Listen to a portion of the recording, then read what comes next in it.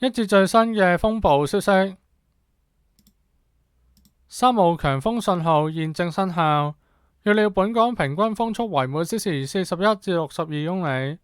喺下午1點，超強颱風摩羯集結香港之西南約410公里，即係北緯19.6度、東經111.5度附近，預料向西北偏西移動，時速約18公里，移向海南島至雷州半島一帶。睇大船路徑圖，摩羯嘅中心附近最高持續風速為每小時230公里。摩羯繼續遠離香港，本港風力正逐步減弱，但離岸及高地仍間中吹烈風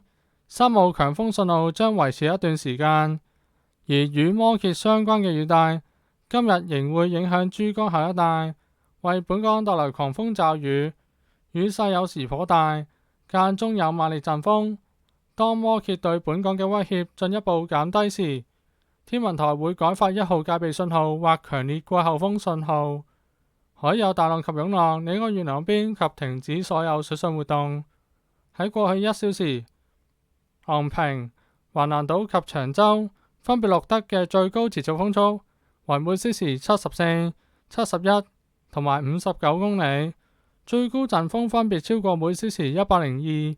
95同埋80公里。預測吹清勁至強風程度東至東北風，初時離岸及高地間中吹烈風，漸轉吹東南風，多雲有狂風驟雨及雷暴，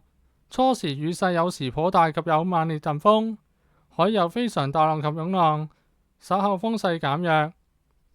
展望明日風勢逐漸緩和，但天氣仍然不穩定，初時雨勢有時頗大，海有大浪及湧浪。隨後2、3日驟雨逐漸減少，天色較為明朗。睇埋過去1小時最高陣風，有部分地區錄得烈風程度嘅陣風。